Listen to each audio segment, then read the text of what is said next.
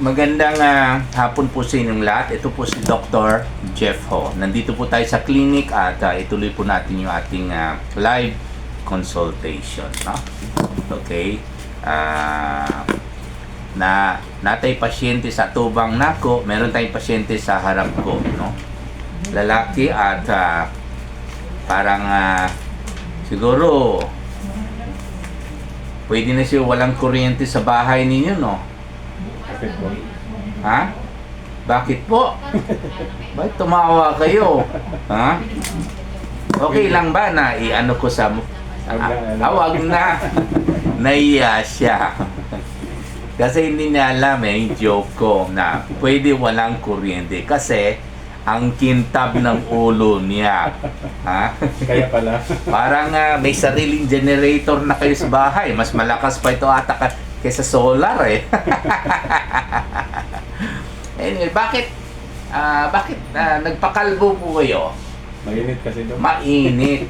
Okay, at saka bukod dyan, mas makatipid kayo, di ba? Kasi kayo lang mismo ang nagpakalbo, Opo. kayo lang. Ako lang po. Ayun pala eh. So wala talagang kayong budget na para sa haircut, no?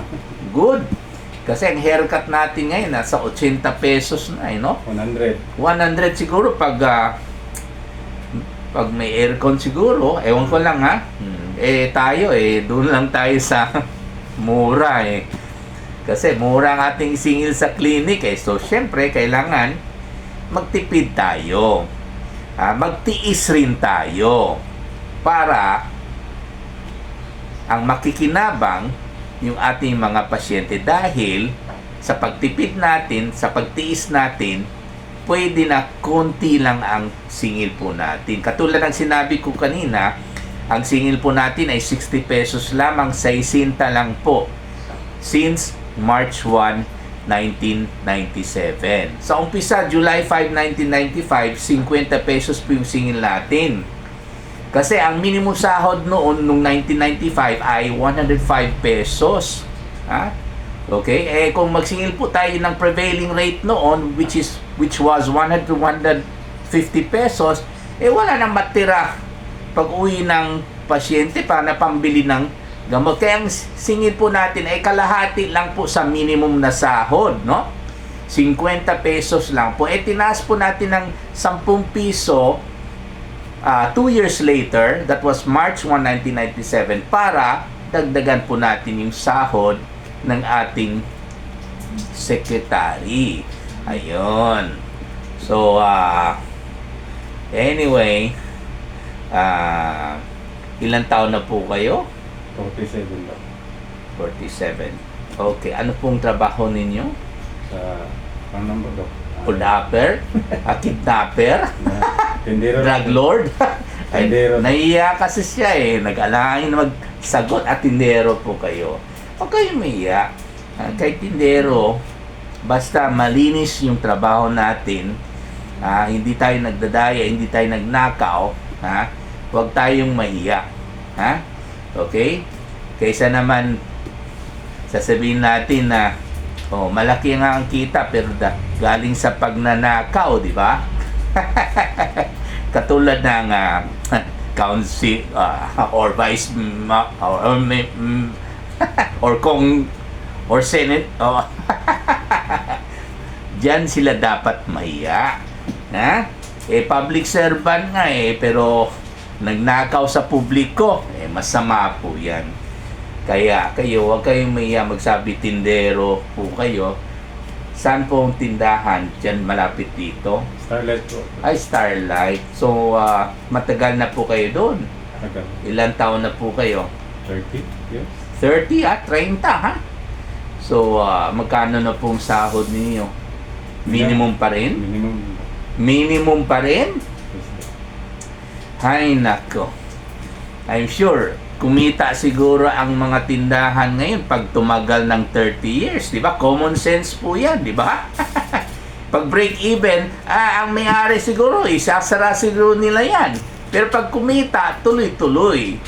Kaya masasabi ko po sa mga may-ari na pag kumita na po kayo, dagdagan naman po ninyo yung sahod yung mga empleyado ninyo. Hindi porket na ito yung minimum sahod as prescribed by our government, yun lang po ibibigay ninyo, ha? Huwag naman po sana ganyan, no? Okay? Kailangan love thy neighbors. Paano natin express yung pagmamahal natin?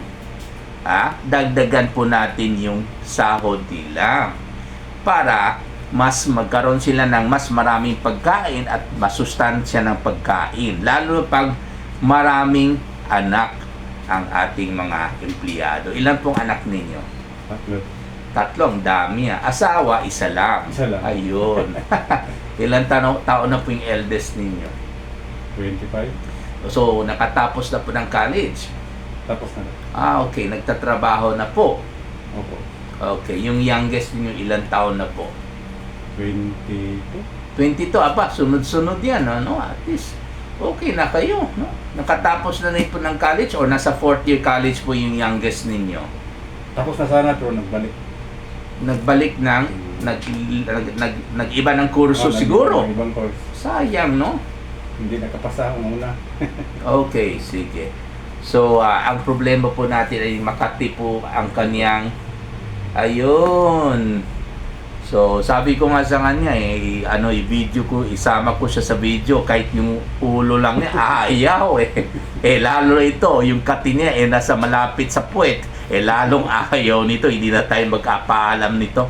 Pero ilapit ko na lang po yung ating cellphone sa kaniyang reklamo. Ewan ko lang kung makikita ba po ninyo nito. Ayan. Ayan. So, nakikita ninyo. Makati daw, no? Makati? Tama po ba? Sir, tama po ba, sir? Makati ba? Sir, ayun. Nahiya tuloy. Bakit nahiya ka? Hindi man nakikita yung mukha mo dito. Yung mukha mo dito, wala naman sa puwet Okay.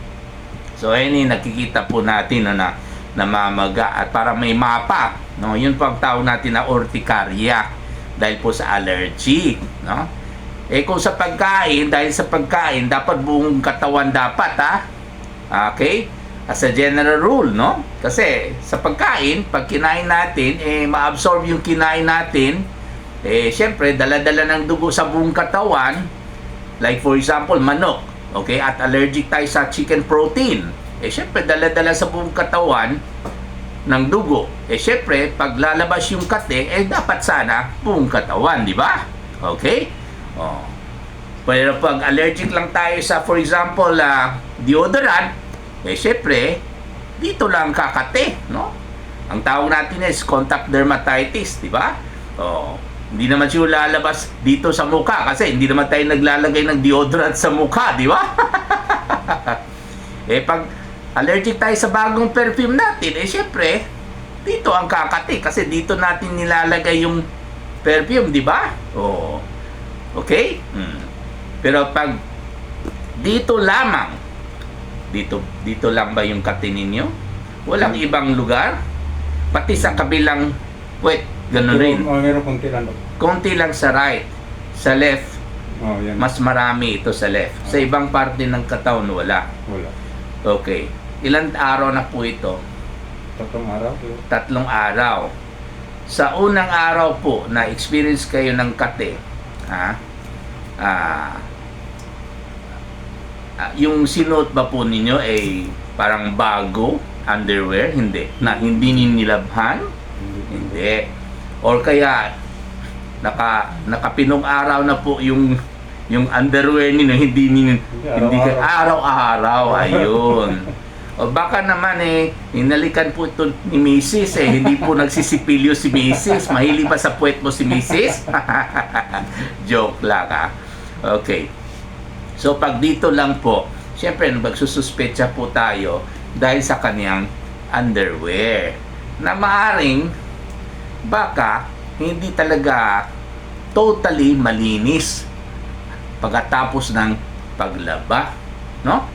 Okay, hindi naman bago yung underwear ninyo, no? Sigurado kayo na talagang bagong laba yung underwear ninyo, ha?